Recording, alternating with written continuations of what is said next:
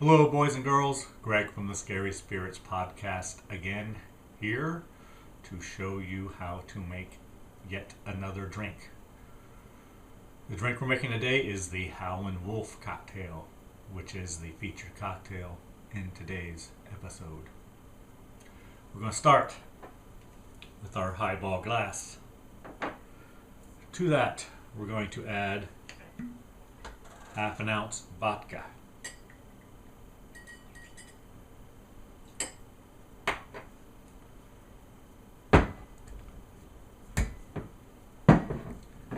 Then we're going to add 1 ounce blue curacao.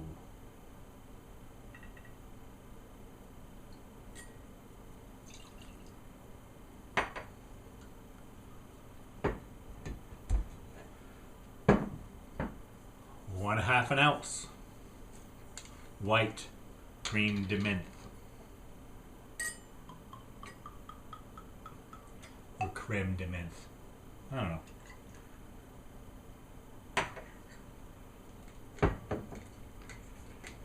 Next, it's a pretty color. I'm going to add some ice.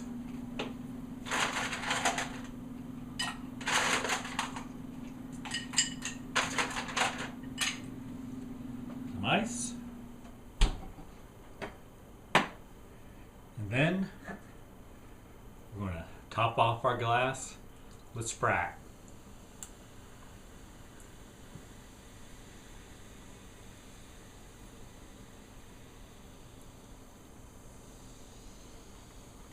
There you go. Howlin Wolf Cocktail. Or Wolf Howlin Cocktail. Don't know why they call it that.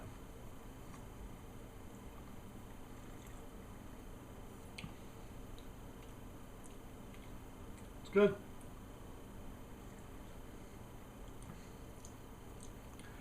About what you would think it would taste like. Thanks for watching. Hope you enjoyed the podcast. See ya.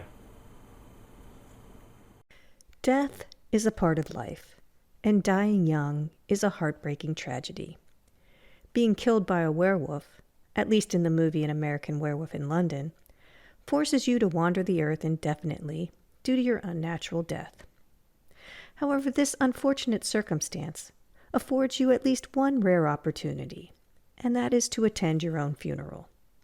I am, of course, not wishing death by werewolf upon you, but it is slightly intriguing to imagine that you could attend your own funeral. You could ask who is there. Maybe more importantly, you'd see who isn't there. Did you get a big crowd? Find out who Greg and I think might be at our respective funerals in this week's episode of the Scary Spirits podcast, number 40, An American Werewolf in London. Oh, and see you next Wednesday. Cheers. Welcome to the Scary Spirits podcast. Please be advised that the presenters may use adult language and or discuss adult situations. This podcast is not intended for younger listeners or those that may be easily offended. So, if you're ready, let's go.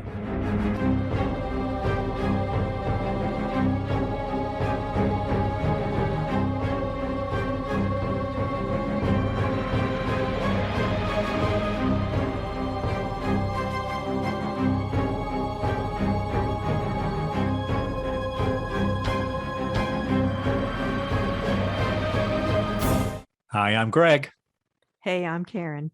and welcome to the Scary Spirits podcast, the podcast that combines the two very different but highly compatible worlds of scary films and alcoholic spirits. What could possibly go wrong? Indeed. How are you, Karen? I'm doing fantastic. How are you, Greg? I'm okay. All right, Karen. This is episode 40 of the podcast, Karen. Wow, I know, right? it's impressive. You know, that's almost a 50. And that's almost 52. So it's just a few months and it'll be our 1 year anniversary. Can't wait. All right, Karen. I don't think we have anything to talk about from last week, do we? No, Frankenstein meets the Wolfman. Yeah, I don't think that's worth talking about, do you? No, I don't. So I believe this week was my choice. Karen, was it? Was it not my choice? It was your choice. Okay. What movie did you pick, Greg? Oh, thank you for asking, Karen. Movie I have chosen is An American Werewolf in London, Karen, from 1981. I liked 81. Did you? Yeah. Okay. Anything memorable? 1981, Karen. Well, not particularly. It was Nothing? all memorable, Greg. You don't remember any specific events or anything that happened in 1981? My brother graduated from high school. Did he?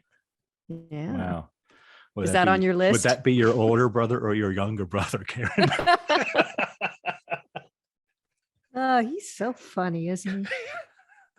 That would be my way older brother. Okay. Just wanted to be sure. That make your list? No, didn't. Funny. You know that Space Shuttle Columbia, that's the first year of the Space Shuttle, Karen, 1981. Cool. Also, it was the year that Microsoft released MS-DOS. Great. Yeah.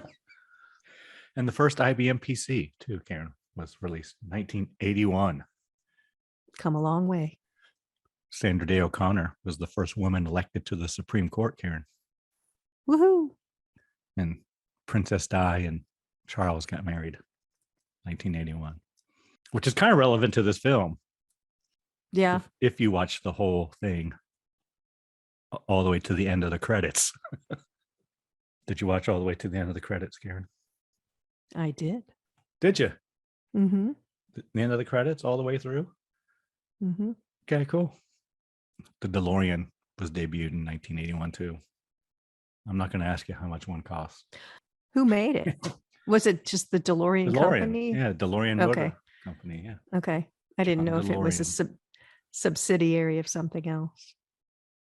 And Ronald Reagan was elected president, sworn in as president, 1981. Good times. Which meant that the Iran released the hostages. Mm-hmm. Crazy how that works out, isn't it? Poor Jimmy. No, Reagan becomes president. Oh, here's all your people back. That's not suspect at all. Nope. Well, I don't know if it's suspect.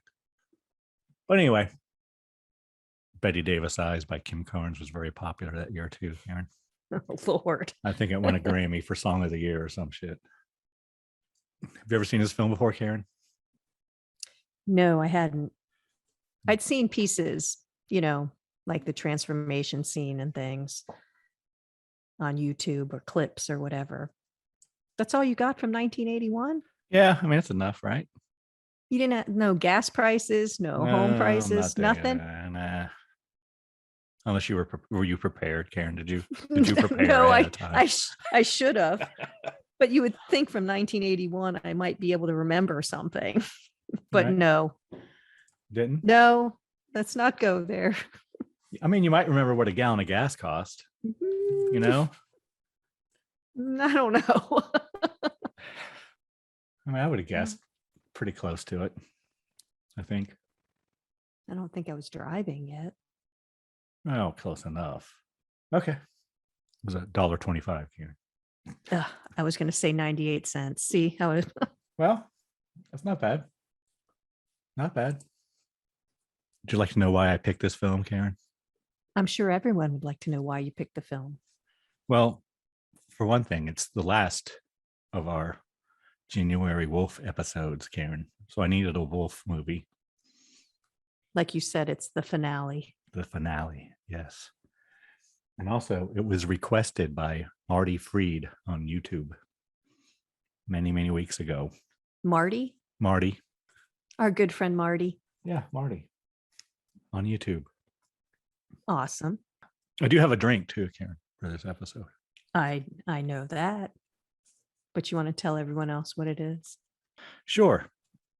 It is the Wolf Howlin Cocktail. Where'd you find that one? That was on cocktailbuilder.com, Karen. Cool. What do you need to make it?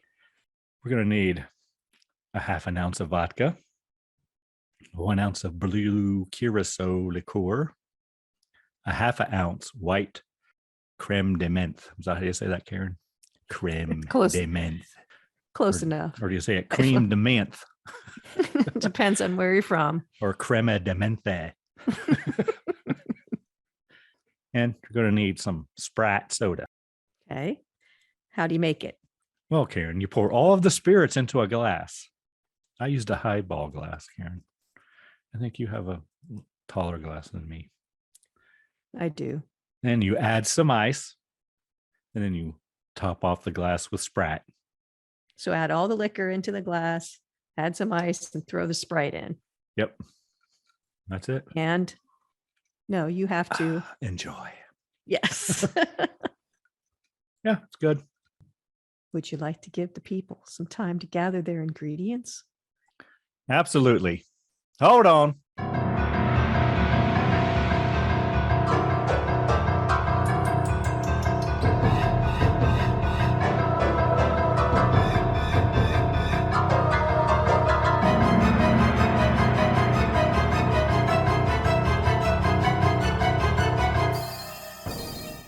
And we're back. Yes, we are. All right, Karen. Mike, do you have a brief synopsis? I do. Good. You want to hear it? Yes, I do. Oh, yeah. All right, hang on. No, hold on. Let me pull what I had up. Let's see if we match. If we make a match. It's like match game. An American Werewolf in London. A werewolf attacks 2 college students. Come on now. That's the Amazon. I know where you got that one. The end. Thank you. Thank you very much. I'll be here all week. Might you have a less brief synopsis, Karen? Yes, I do. Okay. David and Jack, 2 American college students, are backpacking through Britain when a large wolf attacks them. David survives with a bite, but Jack is brutally killed. As David heals in the hospital, he's plagued by violent nightmares of his mutilated friend, who warns David that he's becoming a werewolf. When David discovers the horrible truth, he contemplates committing suicide before the next full moon causes him to transform from man to murderous beast. Very good, Karen. Thank you for that. Thanks, Greg. Mostly accurate, semi-brief synopsis. I had the same one, so we made a match. All right, Karen, are you ready to get into it? Let's get this finale going and just hit it out of the park. All right, let's go. An American Werewolf in London from 1981. The first thing we see when we hit play, Karen, says, "For Jim O'Rourke." Is that what you saw? No, yes. How did you watch this? On Amazon. Amazon. It was a little dark, I must say. Oh, I used my DVD and it was a little dark as well. Okay. I thought maybe strangely enough. That it was maybe on my computer screen. And we see that this is a Lycanthrope Films production. I did see that. That's a John Landis thing, apparently. This is directed by John Landis, right? Did he write it too? I don't know. Written and directed by John Landis. I've noticed in all his films that the production company has something to do with the name of the film. Oh, okay. Like he did Kentucky Fried Movie, and it was a KFM film production, stuff like that. And then it wasn't a Colonel Sanders production or something. That would probably be a copyright infringement or something, or trademark or something. Gotcha. You're right. That's why you were in business end. And then we hear the song Blue Moon, Karen. Well, it opens on the moors. Yeah. Well, you're playing Blue Moon. Yeah. Do you know who's singing that? Is it Bobby Vinton, Karen? It is Bobby Vinton. Do you know who Bobby Vinton is? Yeah, I know who Bobby Vinton is. Well, my mom loved Bobby Vinton.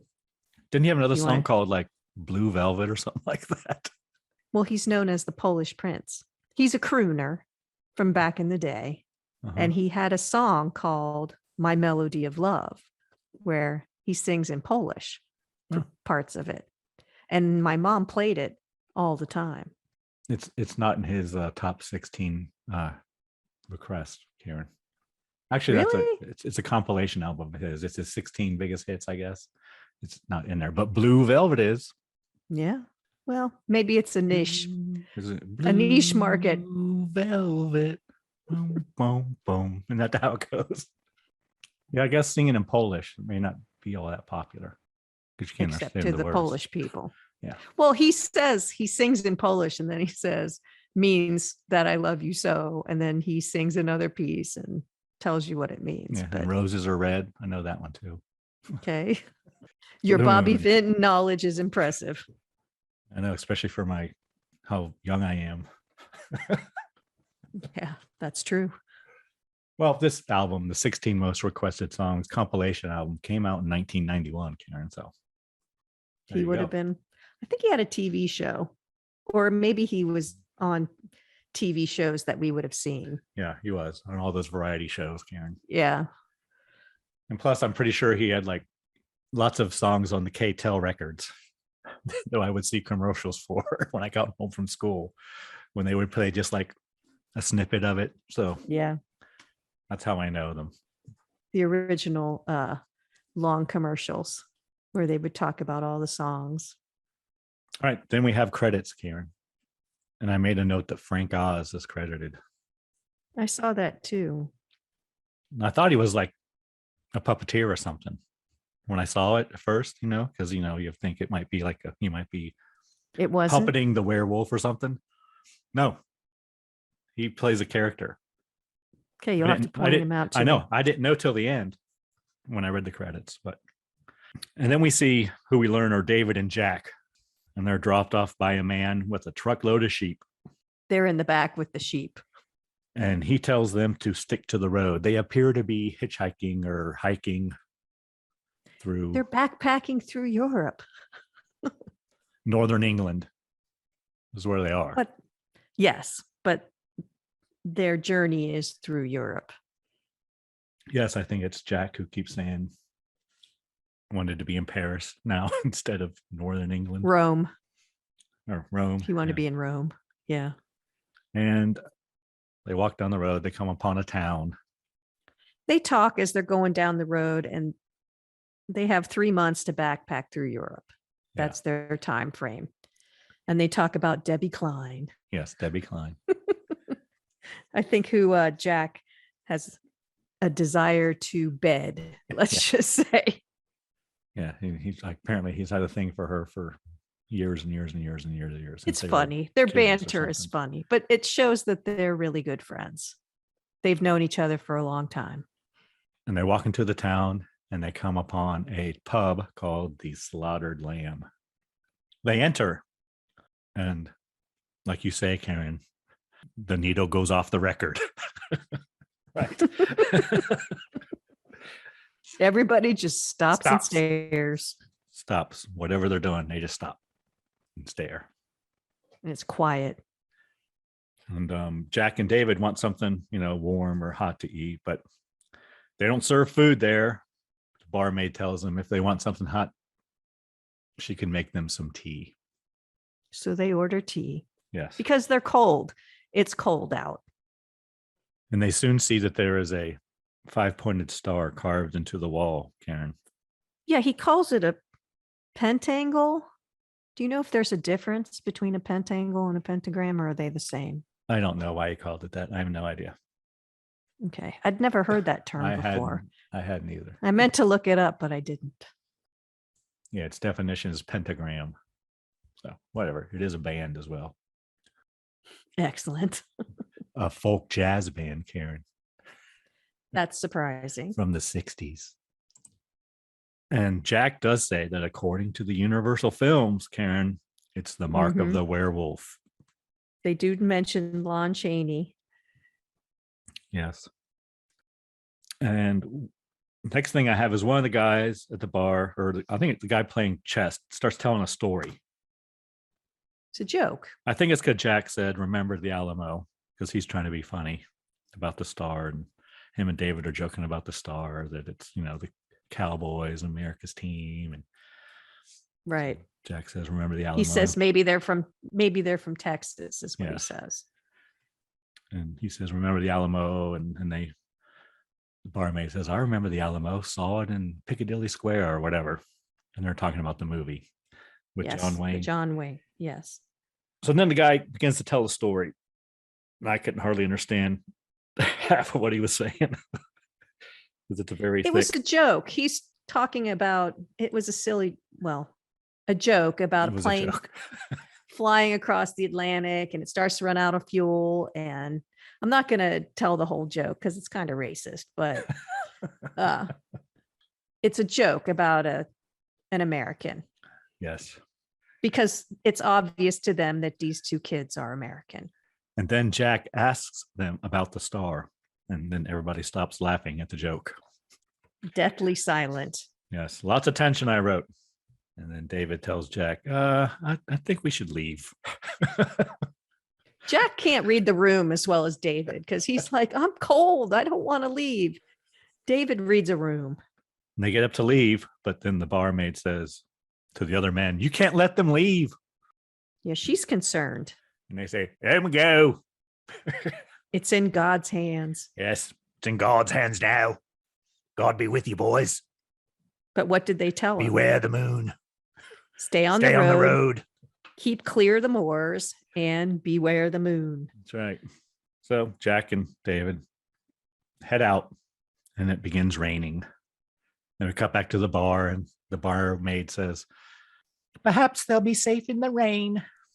And we hear wolf howls, Karen. And she still says they shouldn't have let him go. Yep. And the barmaid pleads with them to go get David and Jack. Go get them. She's visibly agitated. And so David and Jack are walking along and they decide they better just go back to the slaughtered lamb after hearing all the wolf howls. And they realize they've gone off the road. Wandered off the road. I don't know how you don't realize you're not on the fucking road anymore. You're walking through shrubberies. Don't either. The only thing they said was stay on the road. And the guy who dropped him off with the sheep said the same thing. Stay on the road. Right. I don't know. Stupid Americans. Boys. Boys will be boys, Karen. But there is a full moon and they are off the road. And they hear whatever is growling and howling is kind of circling them. Right, Karen? And they realize they're lost. Yes. They don't know which direction to go. And so they just begin running. Yes. Let's just run in no particular direction. See if we get lucky. And as they do. So why do you think, why do you think a werewolf wouldn't go on the road? Is it just because he hangs in the moors, or because, like what would keep him from finding them on the road? Well, moors are kind of open. There's no like forest or anything, right? But I was just thinking that a road is a more open space. I mean, there might be cars more likely to hit by a car. I don't know. More likely to be seen. Odd. Maybe wants to stay out of the light of headlights and whatnot. Don't know. Maybe. Didn't seem to have any trouble in London going on the roads, though. So I just was. Well, that was different. That was American. I know. I'm just wondering An American boy will be boy. There was some lore that I didn't know about. No, I don't know. Okay. Go ahead. Sorry. So they start running. Running. Yeah, just run. Run this way. We don't know where we're going. And as they're running, David trips and falls. Jack puts his hand down and bends over to help him up. And then, bam! He's hit by the wolf. Right, Karen? He is. And he's pretty much devoured, I would say. Well, David takes off running. Yeah. He bolts on his friend. I thought that. And then he realizes, oh, shit, Jack. And he runs back. David runs away, but then runs back. Jack is gone. And then the wolf attacks David. Just then, we hear gunshots, Karen. Pachoo! And The men from the slaughtered lamb have arrived and they have killed the wolf. It was that easy. Why hadn't they done it before? Don't know. But David, lying there, and he looks over and there's a bloody naked man next to him. Yes, there is. I guess it's helpful if you have like bait. Yeah, I guess. You know what I mean? An But you American don't think boy you is could put bait. You can Put a sheep out there or something. I don't know. maybe. I don't know. Well, they all knew it was out there, so that's They why did. I was one. But yes, and they're all standing over him and looking at him. You know, he's on the ground and everybody's staring at him. It just reminded me of I have a tendency to pass out randomly for no particular reason. No reason, Karen. No reason. Just No. pass out. No, I've had all kinds of tests, Okay. neurological tests and brain scans and everything. They don't know. I never knew that, Karen. And, I'll need to be more aware when you're in my presence, so I'll keep an eye on you. I can tell you. I know when it's going to happen. I'll tell you. And that's what it looks like when you open your eyes. Everybody's staring down at you because they're looking at you like, what the fuck just happened here? Next, we cut to a hospital. It fades to black. Do we see a scene of the forest here before we show up the hospital or not? No. Okay, because I didn't make note of the first one, but I know there is one coming up, right? I'll tell you. Okay, so we are at the hospital and the doctor is checking out David. Well, I think the nurses checked out David first. No, she's just doing her job, Karen. He's not even awake yet. Well, he wakes up while the nurse is in there and he says, Jack, right? The doctor Yes. comes in, tells David the police report says that he was attacked by an escaped lunatic. The doctor tells David that he's been unconscious for 3 weeks and that his friend Jack is gone. Before that, you do see the scene of running through the woods through the person who's running's eyes. How do you say that from their perspective? Point of view, yeah. So I didn't know if POV. he, It's called yes, I didn't know POV, if Karen. he was dreaming or had that actually happened. I wasn't sure what the hell it was, honestly. It was strange. I've seen this movie a few times, but it's been a while. And David's surprised he's in London and the doctor fills him in. And then Mr. Collins is there. Yes, and Mr. Collins is played by Frank Oz, Karen. Oh, is that who it is? That Okay. is Yoda. And He's tells a dick. That's I'll get there, Karen. Okay. Apparently he's from the US Embassy. And he tells David that he and Jack's parents have both been notified. And he also tells David that the police have requested to interview him and he has given them permission to do so. And David kind of goes like nutty, right? David doesn't want to believe that Jack is dead. So he kind of freaks out. It's a shock. He's been in a coma for 3 weeks. He's just opened his eyes maybe a couple hours before this guy shows up. They haven't really told him anything and he's wigging out. They have to sedate him. And this is where I say the embassy guy is a dick. Yeah, he says something like kids today don't appreciate anything you're doing for them. This guy thinks he's like, being so helpful and bending over backwards for him or some shit. And all he's done is given the police permission to interview him. That's helpful, I think. And I bet you don't feel great after being in a coma for 3 weeks. I'm sure you Probably just not. don't wake up ready to do a jig. But they pretty much tell him it's worked out, like you said, that he's been attacked by a lunatic, but he corrects them and says, no, he was attacked by a wolf. Yeah, it was He's a wolf, insistent. some sort of animal. So they sedate him, as you said. Next, the police come to ask the doctor some questions. Then they go to David. Yeah, but in the office, one policeman's like a hardened veteran, Mhm. and the other one's a total klutz. I don't know Yes. why they had to do that.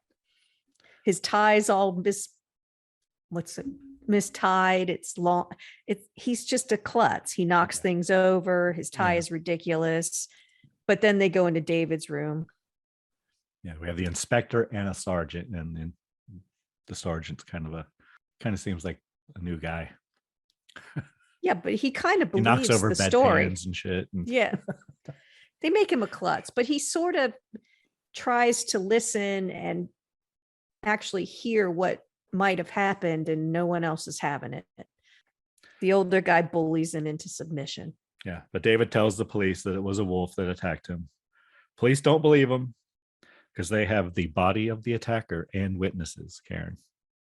And they think that David is just still in shock. Which would be reasonable. Next, we see David running through the woods naked, Karen. 2 butt cheeks. And he attacks a deer. And eats it. But And he- again, what is that scene? Is he just dreaming? He must Yeah, be dreaming. Yeah, he's dreaming. Back at the hospital, and apparently David hasn't eaten his lunch, Karen. You do see the nurse. There's a nurse. Nurse Alex is her yes. name. In the children's ward. So they're showing that she's a nice person. She's kidding with the children, one in particular. She is. And then she goes She's a to nice David's girl. room. She's smitten with David. You can tell. But the nurse tells him he must eat something. She has pills he has to take, but he can't take them until he has eaten something. The directions say to take after eating. He's not hungry. No. So the nurse feeds David, Cuts up his food and feeds him. Yeah. And I Holds wrote his nose the first time to get him to open his mouth. love connection. That's what I wrote. Next, we see David They're a running through match. the woods again. He's back in the woods. But this time, Karen, he's fully clothed. I'm sorry. I know. But he sees himself in a hospital bed in the middle of the forest with the nurse. And it cuts to his face, Karen, and he looks like a vampire to me. He does. It's a monster face, is what I wrote. And we cut back to the hospital, and David is talking to the doctor about the bad dreams he has been having. And again, insists it was a big animal that attacked him. His story is not changing. It is not.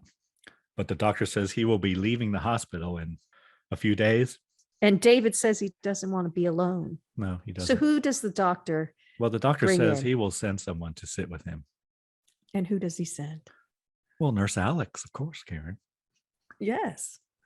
So next we see Nurse Alex sitting with David, and she begins to read to him after he wakes up, as she's reading A Connecticut Yankee in King Arthur's Court by Samuel Clemens, Karen. Did you ever read that book, Karen? No, did you? I started to once. Didn't get very far, though. Lost Isn't interest. Samuel Clemens is Mark Twain, right? Yes, it is. Okay. I like Samuel Clemens as a better name. I Yeah, don't know. that's his real name. Yeah. Next, we see the Muppet Show, Karen. On the TV. Miss Piggy and all of them have credits at the end of the movie, too. They do. They do. Yeah. And apparently, David is at his house back in the States. This looks like his family. Don't know. Haven't seen him before. But there's Looks someone like at the it, yeah. door, Karen. There's a knock at the door. Dad says, I'll get it. So there's 2 younger kids watching TV, the Muppets. Dad's reading the paper, I think. David's eating maybe at the table, and Mom's in Or the kitchen. doing homework or something like that. Yeah, they're all together, but a little bit separate, you know. Yes. He has a younger brother and sister, it looks like. Yeah. So Dad opens the door, and what happens, Karen? You think they're zombies? I wrote werewolf and monster Nazis. That's what I wrote. Nazi zombies. One of them Shoot looked like Dad a with- werewolf. I thought. didn't see that. Monster Nazis. Basically, they just open Open fire fire. on the family, Yeah. kill everyone. But it was interesting that they go to David, hold a knife to his throat, and make him watch as everyone else is killed. Yeah. And they start a fire, and they're shooting up the whole house, and then they finally slit his throat. Well, he wakes up. But they show it Do they? going across. Yeah. Okay. So then he wakes up in the hospital bed, and he sees Nurse Alex there when he wakes up, Karen. She goes to open the window, and she's stabbed by one of the monsters. Yeah. Apparently- Over and over again. Apparently, he's still dreaming, Karen. Yes, he is. Next, we see the orderly bringing David his breakfast. tells him he better eat it. Looks like pretty good breakfast. I don't know. It was Wasn't sure about the There was a lot- porridge or whatever the hell it was. oatmeal, I think. So I remember him sticking his spoon in it and it stood straight up. But I kind of like it thick, I think. Me too. I prefer it to the gruel. You mean? Yeah, yes. And then David sees a mauled and bloody Jack. Who asks for some toast? So David doesn't know if he's asleep or awake at this point. Right. And I just wrote, Jack's makeup is fantastically gross. Yes. Rick Baker. I think that was my favorite makeup that they did. This first one? You know, yeah, I thought it was the most realistic with the way the skin was flapping when he talked and stuff. It was disgusting. He does, spoiler alert, he does degrade over time, but I thought this was the most impressive. You liked the fresher kill Jack. I think this looked. Although he's still been dead in a month, you know. Yeah, he looked pretty good for that. Because he was still red. No, I wouldn't know, Karen. Well, bloody, and he was still pretty bloody. As he moves along, but I thought this was the grossest. Okay. Personally. But Jack starts telling David about his funeral and how, what's her name? What was her name? Debbie Klein. Debbie Klein was there. And yeah, they talk about the crowd. More people showed up than he thought. She was so grief stricken that she jumped in bed with another dude. And yeah. Who they both thought was a dick. What a dick. But she cried. She did cry. Jack was surprised there were that many people there. He was. Well, wouldn't you? I don't know. How many people are you expecting? Don't know. I'd be surprised if anyone outside my family showed up. And they would only be there because they had to. Are you happy now? I'm here. Right. Somebody better cry. But David thinks he's going crazy. Jack tells David they were As attacked. you would. Yeah. I mean, you know. But Jack tells David they were attacked by a werewolf. On the moors.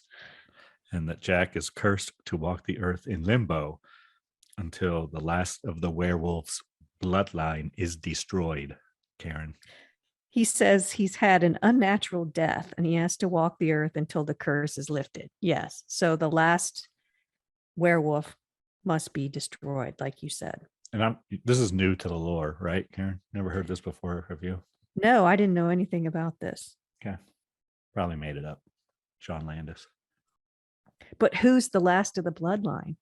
Well, Jack tells David that it is him, David. Yes. And he tells David that he has to kill himself before he kills others. And they wind up just like Jack, forced to walk the earth as the undead. And he tells him he's going to kill people. Yeah. So he tells him he needs to kill himself. Right. And he says, beware the moon, David. Just like the men at the bar. And by this time, David's like hitting the nurse button and emergency panic button and shit, right? On his hospital bed. Yeah, he's wigging out. And Nurse Alex comes running in gracefully. David kisses her and tells her that he's a werewolf. Like, there you go. That's a new one. But he says smooth. his friend Jack was just there. And Alex tells David he's going to be released in 2 days. Jack says he's going to become a monster in 2 days. 2 days, right? That's what he so tells that's Alex. that's quite the coincidence. Yes. But then Nurse Alex says, do you have some place to stay? She convinces him he was dreaming. So next we see David and Alex grocery shopping and riding the subway. With the punk rockers. With the punk rockers, and David's making faces at them. He is charming. He's cute. He's handsome. So eventually they arrive at Alex's apartment. And Alex shows him around the apartment. Gives the tour. Here's the living room. Here's the kitchen. Here's the closet. Here's the bathroom. Here's the bedroom. And David makes note that there's only one bed, Karen. And she immediately overshares her sexual history with him.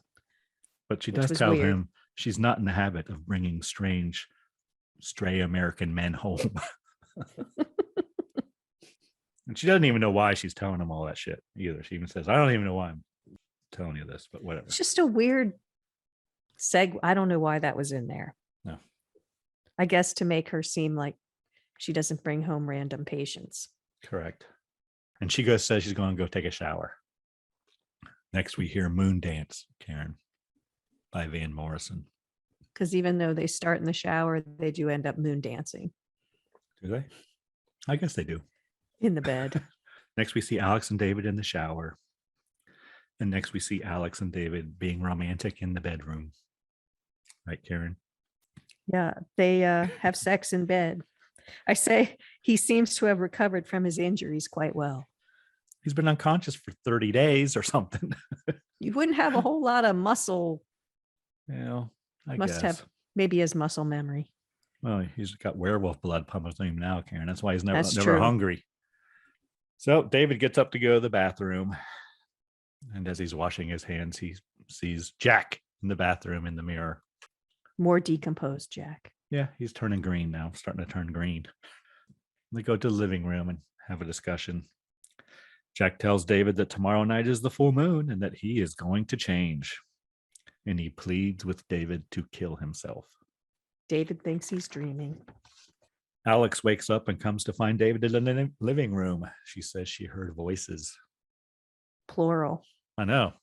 That's Yeah. what I made a note of too. They go back to bed and David tells Alex that he had just seen Jack again. Alex thinks it's all in his head. She takes all this in stride. I would think as a nurse, I might start to get concerned that something isn't quite right there.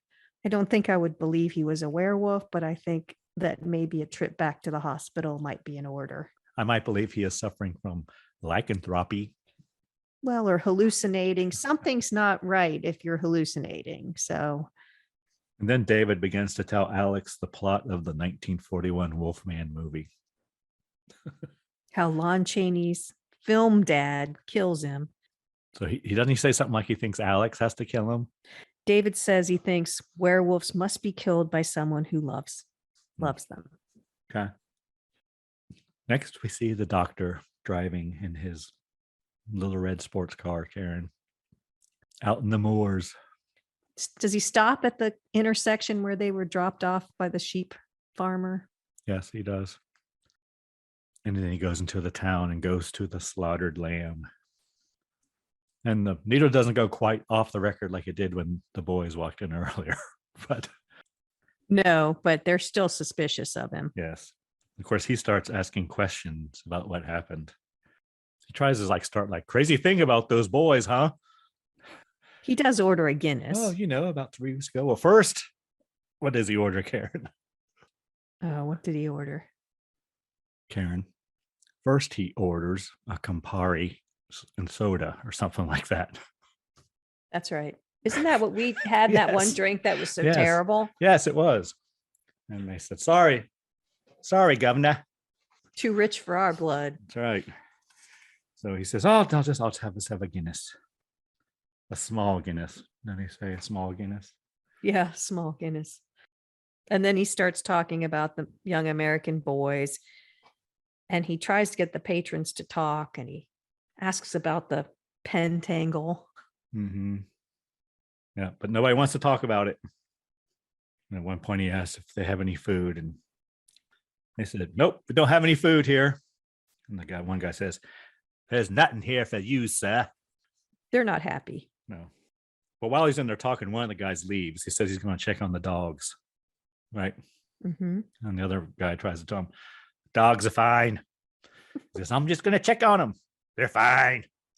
Doctor leaves and he sees that guy out there standing in the rain. He didn't even finish his Guinness. Took 3 sips of the Guinness and left. He's a doctor. You need to finish the Guinness. Yeah, Guinness doesn't really have a high alcohol content either, but yeah, you can drink one Guinness and drive, I think. It was a small A small one too. But the doctor goes over and starts talking to the man outside the pub who left The earlier. one, yeah, who left to check on the dogs. And he says that it was a mistake. They shouldn't have let the boys leave. He tells that David is in danger and others are as well. He tells them that David will change in the full moon. Yep. Then the other man comes out and says, "That's enough. That's enough." It's pretty good. Thank you. So the guy walks away. I just made a note that it rained so much there. It's like it's a note to self. Don't hike in. Where are they? Northern England. Yeah. But this was fake rain, Karen. I could tell it was fake rain. When he's standing under the umbrella, the background's kind of light, like it might be like a nice sunny day behind him, but it's raining where they are, which I guess is possible. Next, we cut back to Alex's apartment and she's going to work. It's the morning. So she says goodbye to David. There are two girls out there walking their dog, and dog doesn't seem to like David very much. We have another instance of a dog barking at a future werewolf. Yes. And then David realized that he has locked himself out of the apartment. But he is able to climb in through a window, but not before the cat hisses at him too. Another animal. Oh, 2 in 1. Responding. It's a 2 for 1 scene there, Karen. 2 for 1. Yeah. Well, there was a cat in another one. I know. And then once David gets in the apartment, he looks in the mirror and starts growling and snarling in the mirror. Checking for canines. Canine teeth. Not canines, but he's looking for his canine teeth. So he begins to watch TV. And first he turns on the darts competition, which is, I guess, is a big thing over there on the BBC. And then he cuts to change the channel. It's a thing about, it's a commercial for a program coming out about Nina Carter, an expose on Nina Carter. She tells. Is that a real person? It is a real person. Is it? Yes. She was what was known as a page 3 girl, Karen. And she was also sometimes a singer. Well, they called her Naughty Nina, so I thought she was. Is that what page 3 girls are? Page 3 was a British newspaper tradition of publishing a large image of a topless female glamour model on the 3rd page of the tabloids. So she was a page 3 model. Did anybody buy those so all the little kids could go and look at page 3? I guess. It was introduced by the Sun in 1970, which apparently boosted its circulation considerably, leading to other newspapers doing the same. Great. Okay. But she did have one, like, she's like a one-hit wonder. She had one, like, British pop hit. She did a duet with some other model, probably. I don't know. And next we hear Bad Moon Rising, Karen, by Creedence Clearwater Revival. There's kind of a montage, a little bit of him wandering in the park. He's bored. He's just walking around, just pacing back and forth in the living room, bored. There's nothing to do. He's not hungry. He goes to the fridge like twice and says, "I'm not hungry." Just kind of shows he's bored. He's actually pacing, though, kind of like an animal. He's pacing. Well, he's got nothing to do all day while she is at work. I know, but I think they're throwing in that pacing thing as an animalistic kind of caged behavior. Animal. Yeah. Then we cut back to the hospital and we see Nurse Alex again with the young boy. And she asked him, "Have you ever been beaten about the face and neck?" The only line that he has, he just keeps saying no. Over and over. No. Yeah, that little boy. She starts tickling him, no. I think. Then they have a nice relationship, but I don't really get why they put those scenes in. Yeah, but then we kind of camera like moves to the window and we see the full moon, Karen. And next we hear another song called Blue Moon, Karen. Do you know who sings this one? No. Sam Cooke, I believe, Karen, is what I have. And we cut to David in the apartment and he's sitting there reading a book. Then all of a sudden, like somebody flips a switch. He starts yelling and burning up and sweating. He's yelling, "Oh God, I'm so hot!"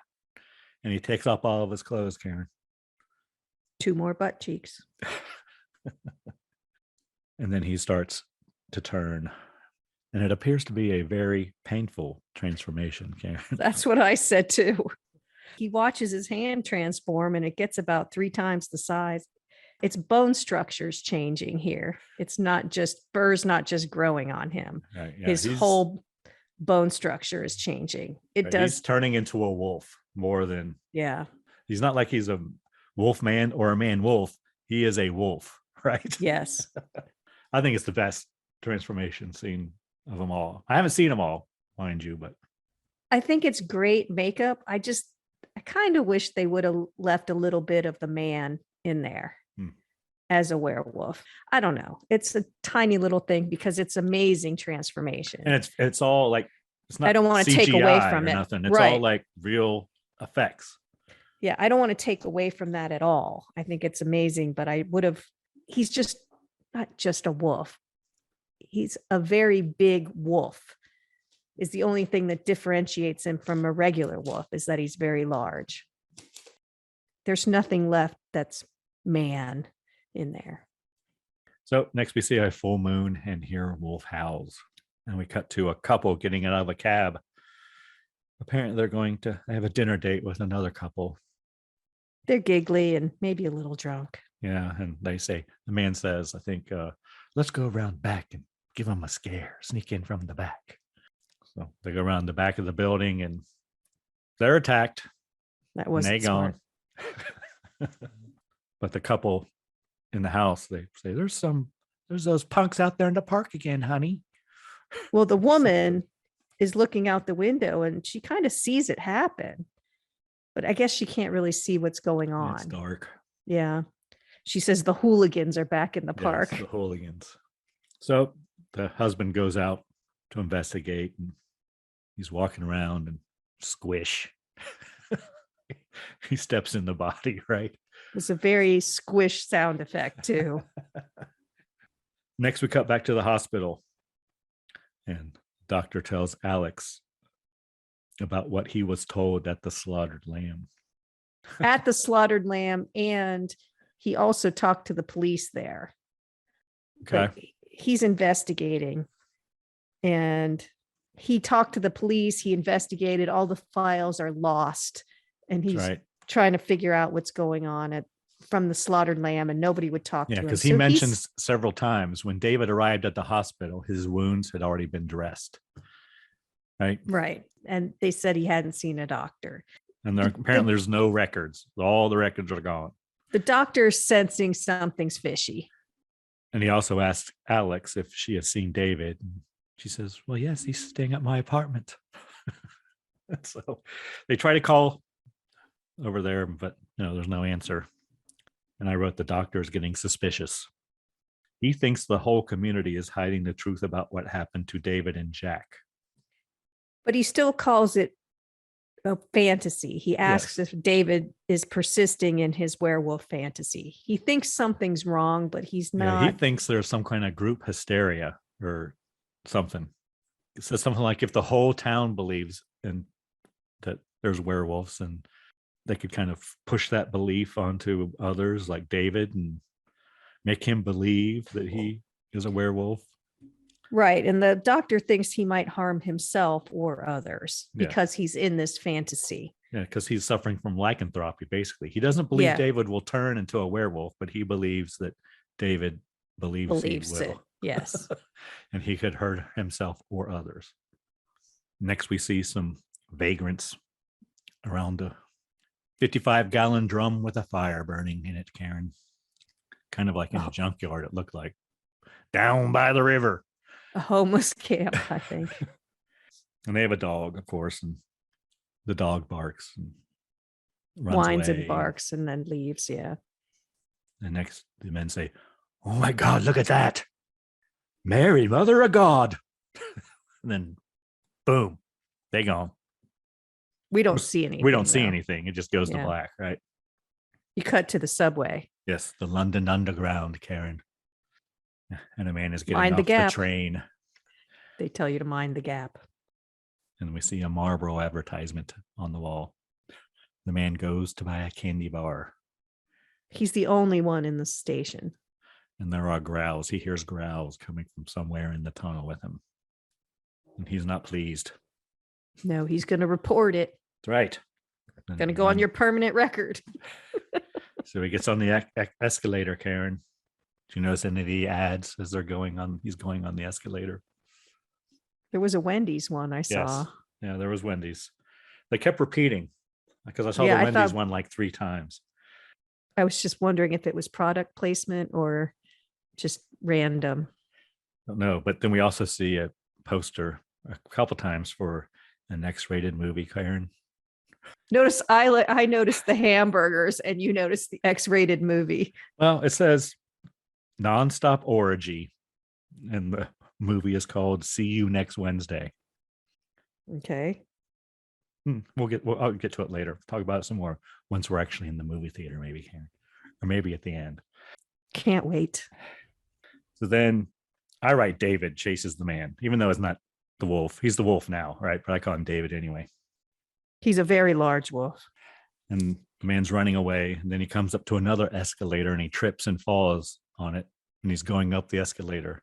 That was his fatal mistake. Yes. And we have a shot from above the escalator looking down. And we get just a couple frames of David walking in, right? The wolf coming in. Yes, the wolf. You do see it. Yeah. That's my favorite shot in the movie right there, I think. It's pretty cool. The guy's frozen in fear on the escalator. Next, we cut to the zoo, Karen. And David wakes up naked in the wolf enclosure. 2 more butt cheeks. We're up to 6. Yes. But he climbs out, apparently, by the same way he got in. I wrote ? Yeah, it did seem rather easy for him to get out of the wolf pen. When I guess, well, I don't know. Maybe wolves can't climb. I don't know. Wolves can climb. I would think so. Next, we see Alex talking to the doctor on the phone. She says that David did not come home that night. Next, we cut back to David, naked at the zoo, running from tree to tree, Karen. More butt cheeks, Karen. More than that. Yeah, there was one like frontal shot there, I think. Yeah, you see everything. He tried to cover himself, and he steals a bunch of balloons from a boy and runs away. And as he's running, he grabs a coat. From a woman's coat. Yes, from a couple sitting on a park bench. Next, we see the doctor. He gets a paper at the newsstand, Karen. And he's not on page 3. No. He's actually reading the front page. He's reading about the murders that occurred the night before. It's a pretty quick turnaround for news, I would say. I would say so, too. I don't know, maybe it was quicker back then. Next, we see David waiting in line for the bus, wearing a red woman's coat. How's he going to pay for the bus? I don't know. I wondered that too. So David arrives back at Alex's apartment, and he tells her that he woke up in the zoo and does not remember what he did the previous night. But he's hyped up. Oh, but he's never felt more alive, Karen. Next, the doctor calls Alex again, and she tells him that David has just arrived and doesn't remember anything. The doctor asks Alex if she's seen the newspaper, but she hasn't. But basically, doctor tells Alex to bring David to the hospital. He wants David under his care. He's concerned about David. Right away. So next, we see David and Alex getting in a cab to go to the hospital. And of course, the cabbie starts spilling the beans about all the beans of what happened the previous night. All the murders all over town. David tells 6 of them. The driver to pull over. So the cab driver pulls over and David jumps out and runs away.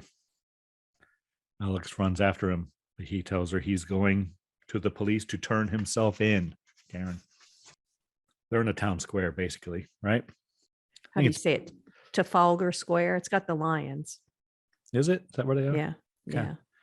I don't know. I did remember seeing that in the credits, though.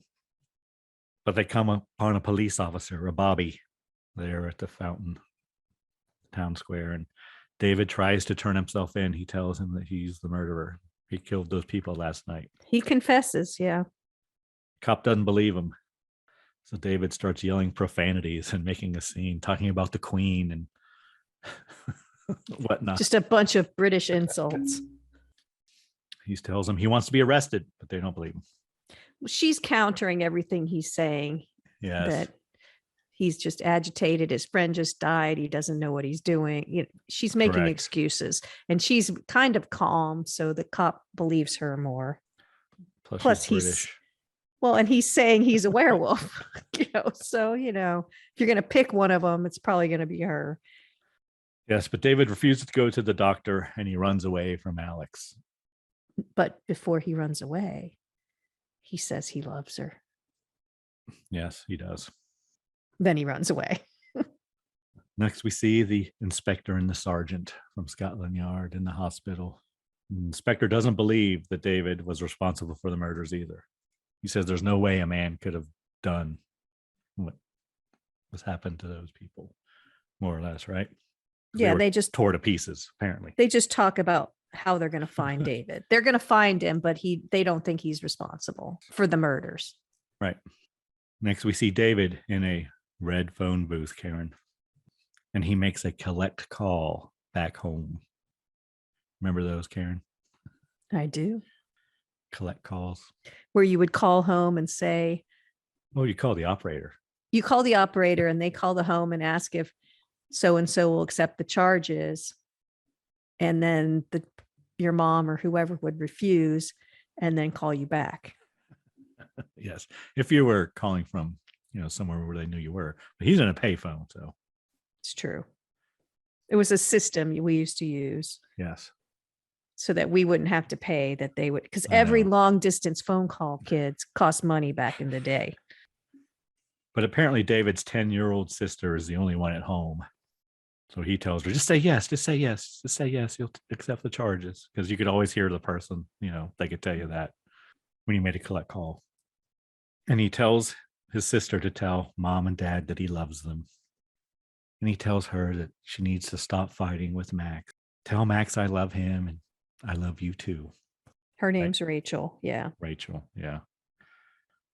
So he hangs up and then he takes his Swiss Army knife out, Karen, and puts it to his wrist like he's going to slit his wrist. Are they sharp enough for that? I imagine. Looked pretty dull. I called it a pocket knife. I didn't know. It's a Swiss Army knife.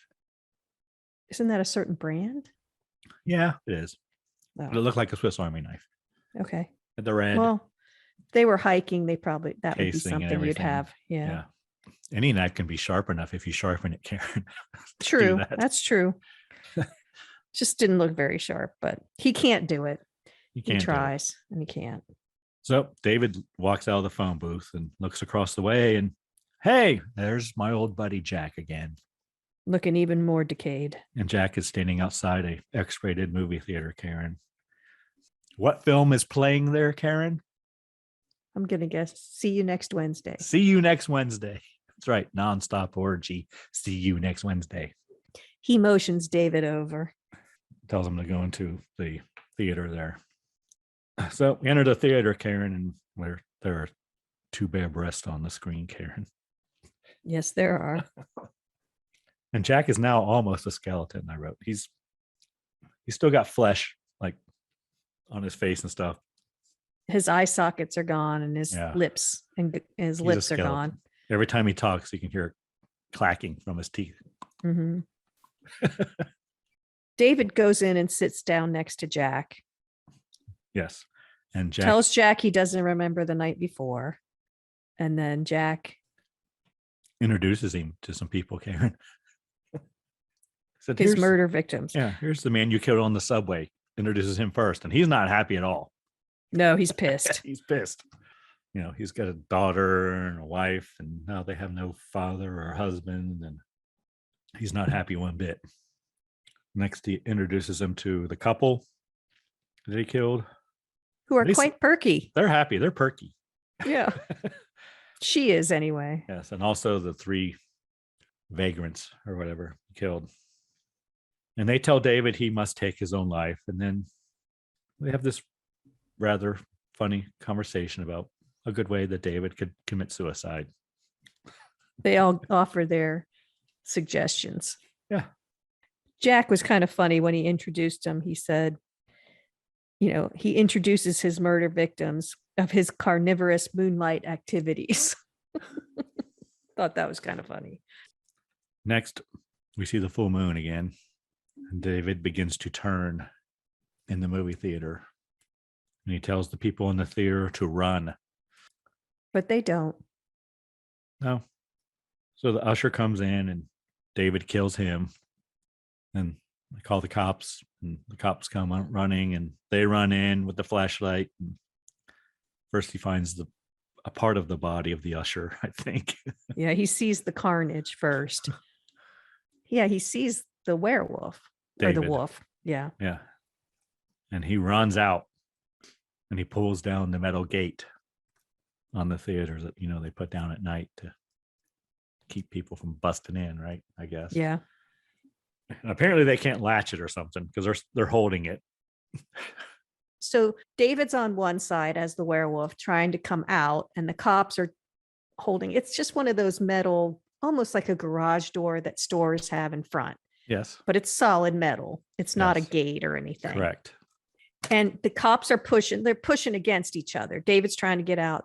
The cops are trying to push in. And the cops are telling everyone to leave. But all these people come running over. Why The are crowd they gathers. I don't know. They want to see what's going on, I guess. And the police try to get them away, try to get them to go away as they hold the metal gate. But eventually, more and more people just come and more cops come. But then eventually David busts through the gate as the wolf, right? Just as the inspector is arriving, the Scotland Yard inspector. And David goes right at him, bites him in the neck, and basically beheads him, right? Because we see his head rolling. Yes. His decapitated head rolls across the hood of a car. And then David runs through the streets, and I wrote, there is mass hysteria. I said, runs into the square, chaos ensues. I mean, there are car crashes and people running into people with cars and running over people. And it's just, it's just craziness. Yes, it is. It is mass chaos. Then we cut back to the hospital, and doctor tells Alex there's some disturbance at the square concerning a mad dog. And they run out. So do you know what square it is? It's Piccadilly Square there. This one is, yeah. Yeah. So I just looked it up briefly that it's actually Piccadilly Circus is London's equivalent to Times Square in New York City, sort of. And it was built in 1819. The term circus just refers to the circular junction of the intersecting streets. So it's a circle in front of where they are. Okay. It's famous, though. It has big neon signs and it's a big tourist attraction. It looks a lot like Times Square. So next we see the police. Apparently they've trapped David in a dead end alley. They call it a street, but it's an alley to me because there's buildings on both sides and it's a dead end. It's an alley. More and more cops arrive. That's what I say. Cars, yeah. As well as people watching. Right. People come running too. I would think if a ton of police cars are going somewhere, I'm going in the opposite direction, but not these guys. And Alex arrives, I guess with the doctor, but Alex jumps out of the car and runs down the alley. Apparently she gets past all those people and the police. And the police who are about to fire. Yeah. There's a firing squad basically set up. Basically a SWAT team with semi-automatic weapons and she just busts right through, ready to shoot. Yes, they're down on their knees, yeah. 2 rows, some kneeling, some standing, just like the redcoats used to do. And she busts right through. But she runs down there and first she says, David, is that you? She says, please let me help you. And then she says she loves him. I love you, David. And we look into his eyes and think he relaxes for a second, like maybe, and then like when your dog turns his head. When I tell my dog I love him, he goes, no. But David is clearly a wolf the whole time she's saying this shit. I wrote, so whatever. But David leaps apparently towards her. He lunges at her. Yeah, we're to believe he does. And the police open fire. And here's where I wrote, it's a good thing they didn't hit Alex. Exactly.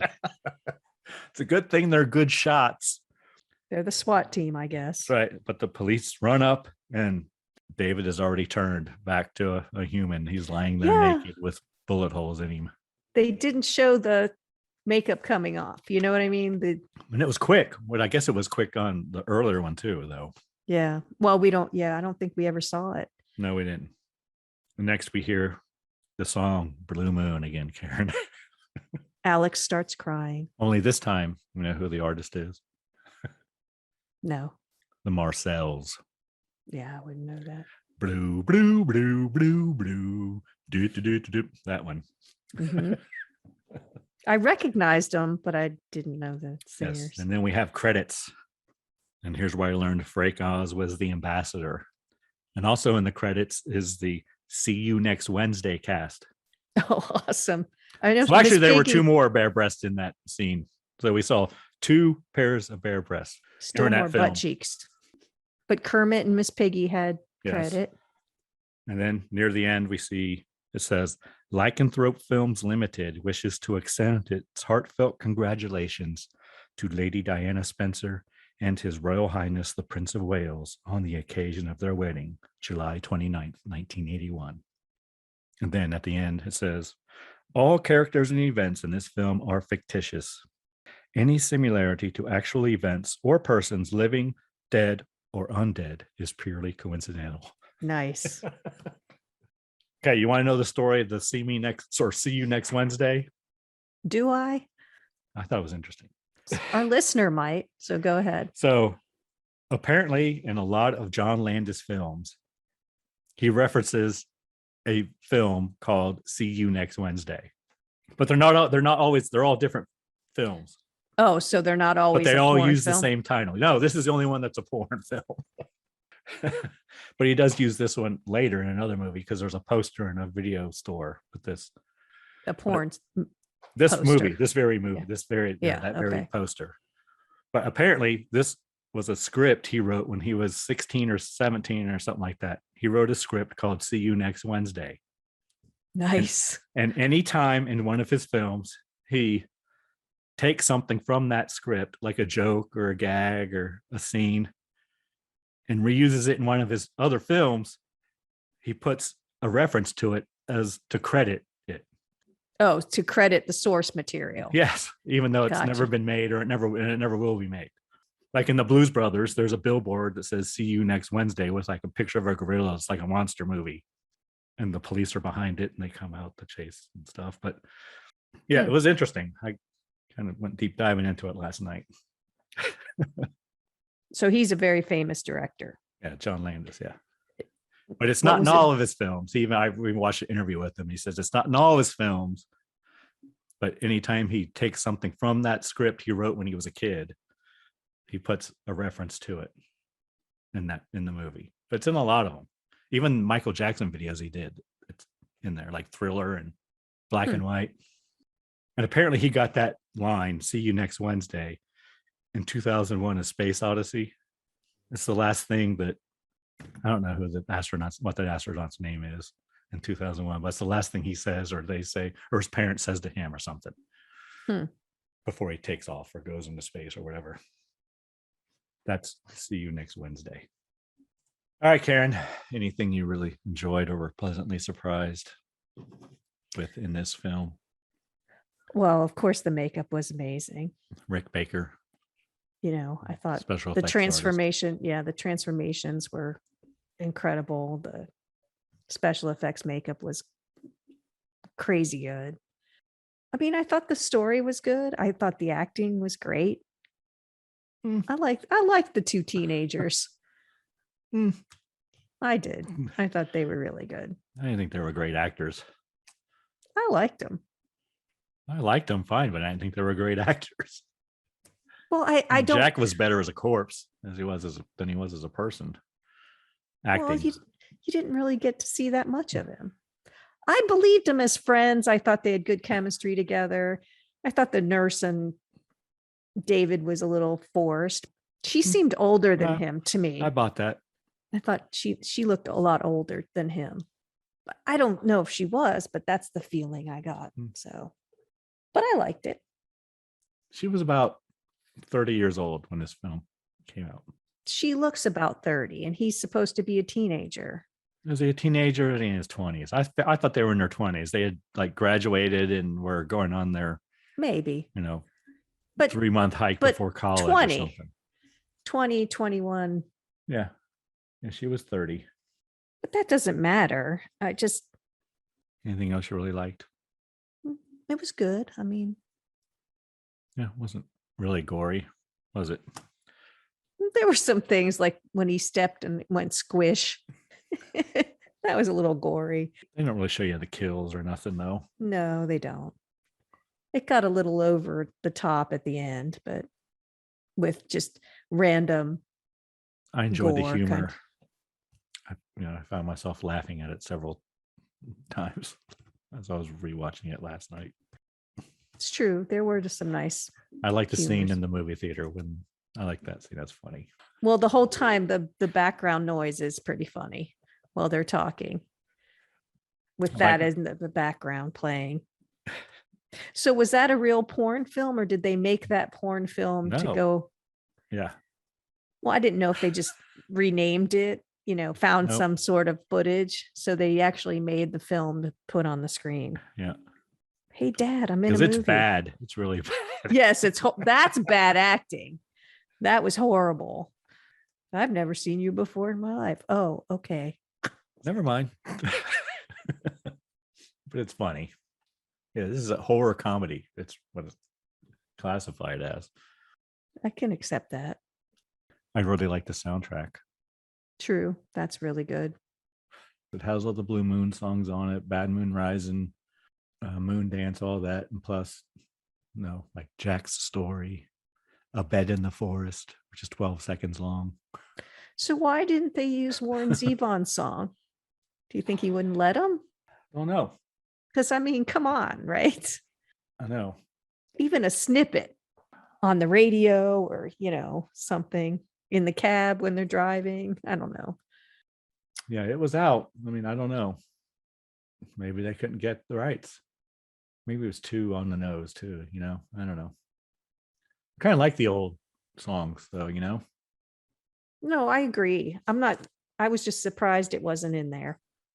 That would have been a good one to play at the closing credits, actually. Yeah, at the end, or maybe they couldn't get the rights to it. Maybe he didn't want the rights. I don't know. Too expensive, maybe. Do not know. Anything else you really liked? No, I think we covered it. All right, Karen. Anything you were very disappointed in? I wouldn't say I was very disappointed. What did you hate about this film, Karen? As I said, I think personally, not to knock the special effects because they're amazing, that I would have liked a little bit, especially for 1981, Karen, more of the man in the werewolf, just a little, so you could see that it was a supernatural creature, not just a freak of nature being a big wolf. A naked man as a werewolf, Karen? No, he could be covered. Well, that's the first thing he does is strip off all of his clothes. So I don't know if just want him to grow hair there and run out. No, I don't know. I just would have liked a little, so you could tell it was a mythical creature, not just a big wolf. That's all. But I don't knock the special effects at all because they were amazing. And the chaos at the end was a little, all the people running towards the door and then all the crashing, and he only ran into one street and he caused like 500 accidents. You know what I mean? It just seemed a little over the top to what it just went to shit. The whole square went to shit. And he was down that street in a minute, down the dead end. So I don't know. That just seemed gratuitous to me. Like, hey, let's crash some cars and run over some people. We don't have enough violence in this movie yet. I have no problem with gratuitous violence. It's the big finale. Even better is gratuitous sex and violence, Karen. Well, I had some of that, but not nearly enough. Maybe. I think it was just about right. Almost.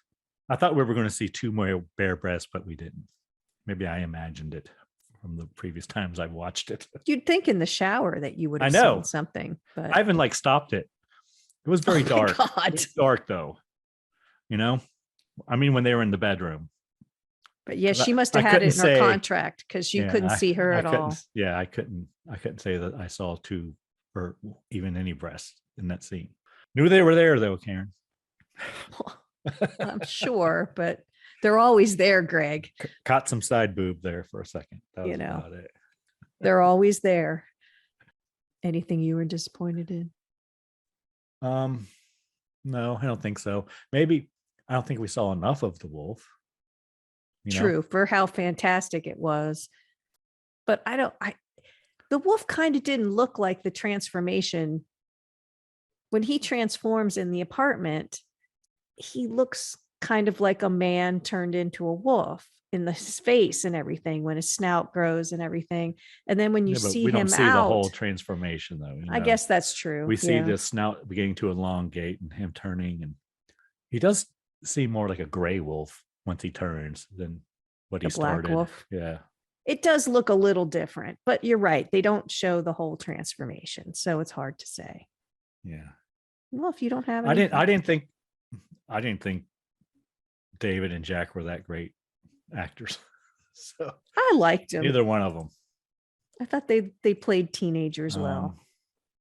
David Naughton and Griffin Dunn. I've seen David Naughton in other things, I think, though. I liked him. He's all right. I didn't think he was that great acting wise. Well, this was he did his first film in 1980, and this was He's the Dr. 1981. Pepper dude, right? I'm a pepper, you're a pepper. Now that you mention it, I think Isn't he? is. That just recurred to me. I think he was, right? I think you're Didn't he right. dance around for Dr. Pepper? He might have, yeah.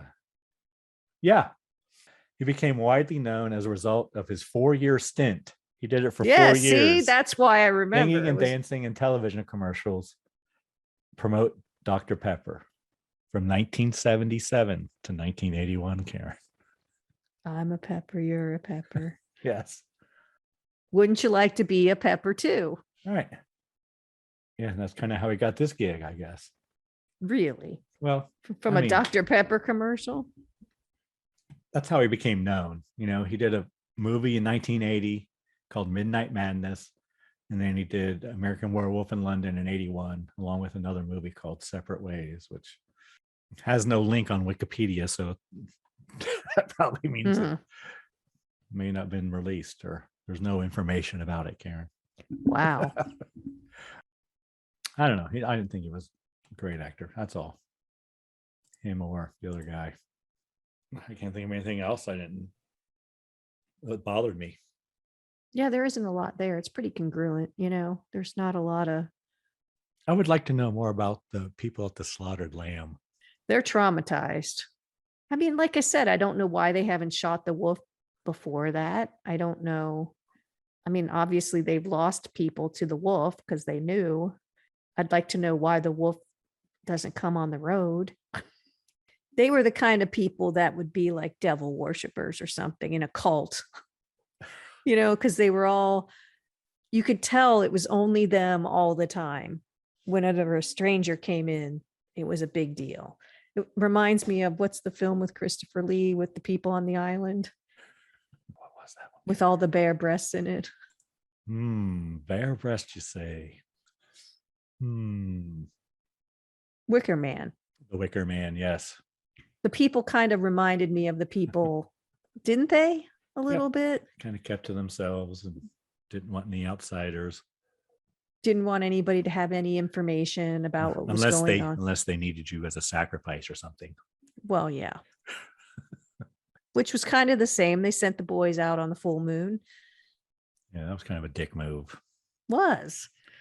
But they protect their own. That's what I mean. They had that mentality of too bad for you. Well, I guess they couldn't keep them there against their will. But they're probably right. They could have, if they had said, well, there's a werewolf out there, they wouldn't have believed him anyway. So, and they say that in the pub. They wouldn't have listened even if they told them. They actually say that in the pub. Probably. But when they left the pub, I was wondering, where are they going to sleep? I mean, before they got attacked. They have backpacks. Yeah, but it was pouring rain. They have tents in their backpacks, I'm sure. Those were littler backpacks. They were Oh. not the big, They have one-man tents probably in there. I guess. They should. If they don't, they're unprepared. He had a Swiss Army knife, Karen. I'm sure he was True. prepared. That kind of defines it, right? He was wearing what are those jackets called?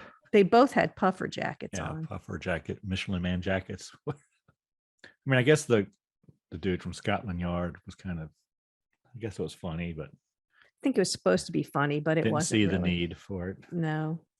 The bumbling guy. Yeah. Other than this making me feel old, that's it. Why? Did you see it in the theater? No. Could have though, Yeah. just the scenes, looks old. Right? The film, the cars, the hospital, the phones, everything is dated. Even her apartment. It's a nice apartment though. It was a nice apartment. Pretty big for one person. Yeah. That's it. Just made me feel old. It's not the movie's fault, I guess. What doesn't at this point? That's a long list of things for me anyway. All right, Karen, what kind of cocktail rating do you want to give this film? It's a good question. After last week's, this one seems like high art. But I say I don't 2. know. Yeah, I was going to say, I would give it like a 2.5, but since we don't do halves, we'll go with 2. 2 cocktails, since we can't give it 2.5. I agree. Okay. Fine with that. Cool. All right, Karen, comments on our drink. Well, it's a little too minty for me, but I don't know. But yes, go on. I couldn't find the white creme de menthe, and so I used regular. Creme de menthe. And I don't know if that made a difference, but it tastes like, to me, like, So use the green, right? The green. yes, tastes like chewing gum to me or something. So I'm not a fan. Tastes a lot like the snake in the grass that we did. Well, see, mine Snake tastes nothing Woman. like that. So I think it must be the difference in the The green. color. Creme de Or menthe. maybe I just don't like mint in my drinks. And Mine had very little mint to it. oh, mine had a lot. And you had a larger glass, which means you probably had more Sprite than me, right? You had a Right. taller That's glass. Yes. Mine's all gone. It was okay. I mean, it didn't stop me from drinking it, but I just, Okay. not my favorite.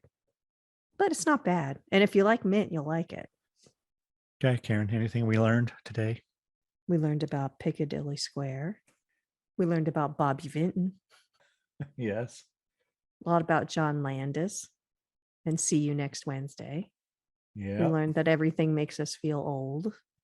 Mm-hmm. Some 81 facts. Yes. Didn't quiz you this week, though.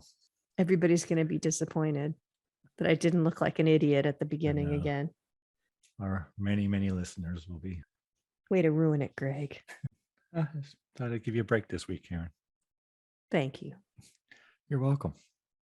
Are you sad to see Wolf Month end, Karen? A little. I think we only had one clunker in there. I think, and It's that always- even It's always then, good to have a clunker every now it's and then. good to know, to see those, to appreciate the others. Yeah, I agree. We did a good variety, I think, or a good foundation.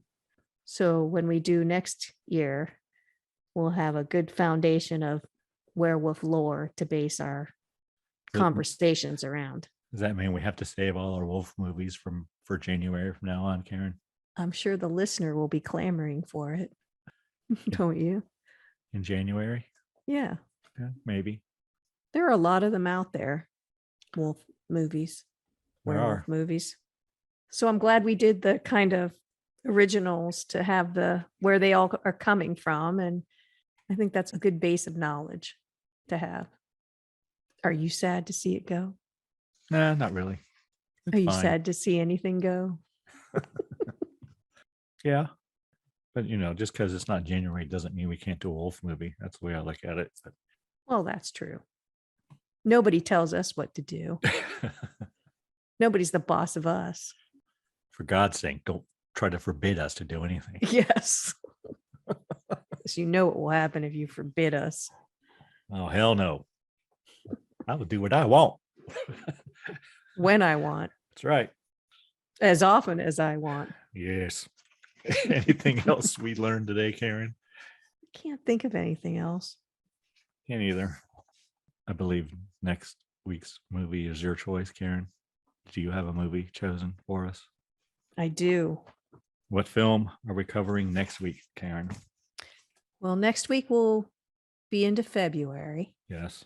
So I'm going with a romantic horror movie. Okay, February 2nd to be exact. Go on. It's called Ready or Not. It's from 2019.